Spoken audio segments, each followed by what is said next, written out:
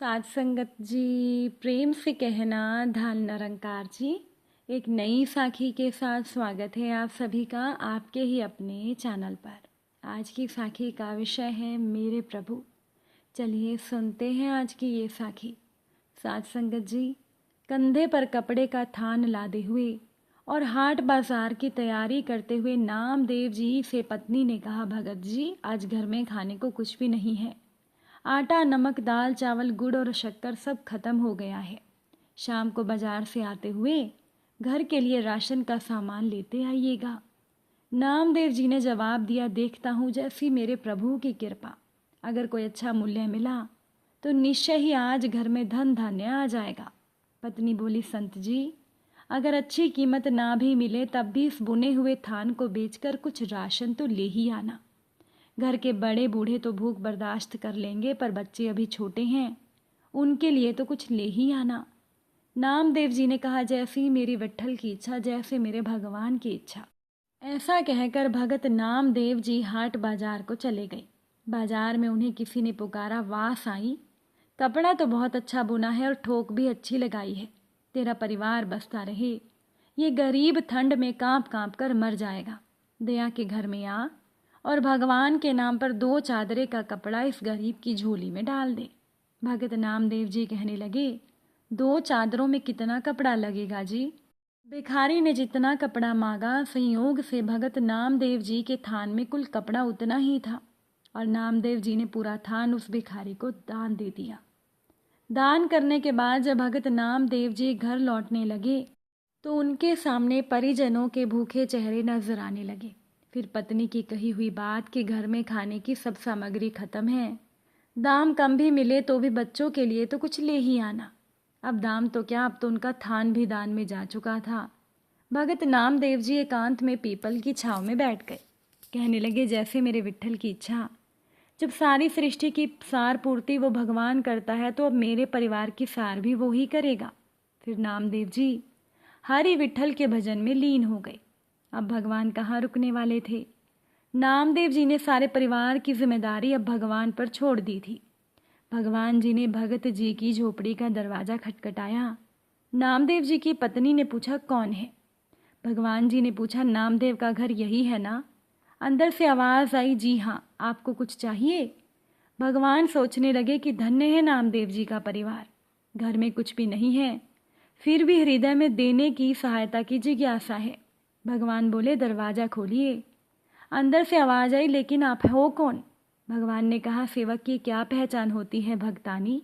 जैसे नामदेव जी विट्ठल के सेवक, वैसे ही मैं नामदेव जी का सेवक हूँ। ये राशन का सामान रखवा लो। पत्नी ने दरवाज़ा पूरा खोल दिया। फिर इतना राशन घर में उतरना शुरू हुआ कि घर के जीवों की घर में रहने की जगह ही कम पड़ गई। उनकी पत्नी ने पूछा, इतना सामान नामदेव जी ने भेजा है? मुझे नहीं लगता। भगवान ने कहा, हाँ भगतानी, आज नामदेव का थान सच्ची सरकार ने खरीदा है।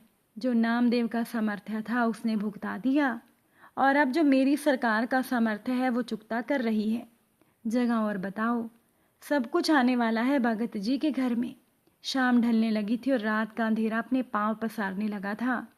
सामान रखवाते रखवाते भगत नामदेव जी की पत्नी थक चुकी थी। बच्चे घर में अमीरी आते देख खुश थे।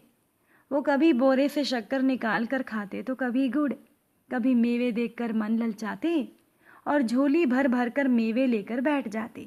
उनके बालमन अभी तक तृप्त नहीं हुए थे। भगत नामदेव जी अभी तक घर नहीं आए थे, पर सामान आना लगातार जारी था। आखिरकार उनकी पत्नी ने हाथ जोड़कर कहा, सेवक जी अब बाकी का सामान संत जी के आने के बाद ही आप ले आना।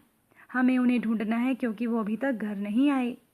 भगवान बोले कि वो तो गांव के बाहर पीपल के नीचे बैठकर विट्ठल सरकार का भजन सिमरन कर रहे हैं। अब परिजन नामदेव जी को देखने गए। परिवार वालों को सामने देख नामदेव जी सोचने लगे, ज़रूर ये भूख से बेहाल होकर मुझे ढूंढ रहे हैं। इससे पहले कि संत नामदेव जी कुछ कहते, उनकी पत्नी बोल पड़ी, कुछ पैसे बचा लेने थे। अगर थान अच्छे भाव बिक गया था तो सारा सामान संत जी आज ही खरीद कर घर भेजना था क्या? अब भगत नामदेव जी कुछ पल के लिए हैरान हुए। फिर अपने बच्चों के खिलते चेहरे देखकर उन्हें एहसास हो गया कि ज़रूर मेरे प्रभु ने कोई खेल कर दिया है। पत्नी ने कहा, अच्छी सरकार को आपने थान बेचा, वो तो सामान घर में भेजने से रुकता ही नहीं था। ना जाने कितने वर्षों का राशन दे गया। उनसे विनती करके रुकवाया कि बस कर, बाकी संत जी के आने के बाद उनसे पूछकर कहीं रखवाएंगे। नामदेव जी हंसने लगे और बोले, वो सरकार है ही ऐसी, जब देना शुरू करती है तो सब लेने वाले थक जाते हैं, उसकी दया खत्म नहीं होती। वह सच्ची सरकार की तरह सदा विद्यमान रहती है। साध संगत जी, एक तलाकशुदा माँ ने अपनी बेटी का विवाह तय कर दिया। विवाह की तारीख पास आती जा रही थी, पर धन की व्यवस्था नहीं हो पा रही थी। वो महिला दिन रात इसी चिंता में घुली जा रही थी कि बेटी का विवाह कैसे होगा। एक सुबह वो मंदिर में बैठकर भगवान से कहने लगी, भगवान, आप तो जानते ही हैं कि अगले महीने मेरी बेटी का विवाह है। आप अपनी कृपा रखना भगवान। अब ना मालूम क्या हुआ, अचानक से मूर्ति बोल उठी, तेरी बेटी है, तू देख, मुझे क्या। महिला अवाक रह गई। बड़े भारी मन से वो उठी और किसी अनिष्ट की आशंका से वो और भी चिंतित हो गई। अगले दिन दोबारा हिम्मत जुटाकर मंदिर में बैठी और वही बात दोहराई। मूर्ति तब भी वैसे ही बोल पड़ी, तेरी बेटी है, तू देख, मुझे क्या। घबराहट के मारे वो अगले 2-3 दिन तो मंदिर में गई ही नहीं। ऐसा कौन सा शुभ विचार है जो उसे आया ना हो। फिर एक रात जब उसे नींद नहीं आ रही थी, कुछ सोच कर वो आधी रात को ही मंदिर में जा बैठी। खूब रोई, खूब रोई। कहने लगी, भगवान, आपकी बिटिया का विवाह सर पर आ गया है, मैं कुछ भी नहीं कर पा रही हूँ। आपने कृपा ना की तो उसका क्या होगा। ऐसा कहकर वो भीगी आंखों से मूर्ति की ओर अपलक देखने लगी। मूर्ति मुस्कुराई।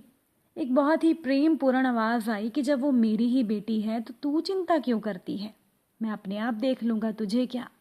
साध संगत जी, यहाँ इस जगत में, इस संसार में कौन है जो अपना है। यहाँ तो सब भगवान के हैं। अपना तो बहुत ही दर्दनाक शब्द है। किसी को अपना माना कि दुखाया। ये माँ माँ नहीं है, आया है, बच्चे हमारे नहीं हैं, भगवान के हैं। हमें तो कुछ ही समय के लिए उनकी जिम्मेदारी मिली है। भगवान का नाम जपते हुए, उनका सब काम करते हुए, उनके बच्चों की बढ़िया सेवा करके हमें एक दिन सेवानिवृत्ति पा लेनी है। बाकी भगवान स्वयं जाने। साध संगत जी, एक बार सूरदास जी किसी भजन कीर्तन में जाने के लिए रास्ते से होकर जा रहे थे। अब सूरदास जी तो अंधे थे, लेकिन अंदाजे से अपनी लाठी से जा रहे थे। तभी अचानक हवा पलटी और वो रास्ता भटक गए। वो एक कुएं में गिर गए और लटक गए। अब सूरदास जी ने कुएं में ही कीर्तन करना शुरू कर दिया। सूरदास जी की सरलता को देख भगवान एक बालक का रूप लेकर आए और सूरदास जी को बोले, बाबा जी, आप मेरा हाथ पकड़ लो। सूरदास जी समझ गए कि आ गए मेरे भगवान। सूरदास जी ने कहा कि मैं तो अंधा हूँ, मुझे आपका हाथ कहाँ दिखेगा, लेकिन आपको तो मेरा हाथ पता है ना, तो आप ही मेरा हाथ पकड़ लो। अब सूरदास जी का भगवान ने हाथ पकड़ लिया और भगवान सूरदास जी को बाहर लेकर आ गए। अब सूरदास जी ने भगवान का हाथ पकड़ लिया। बालक ने कहा, छोड़ो मुझे, छोड़ दो बाबा।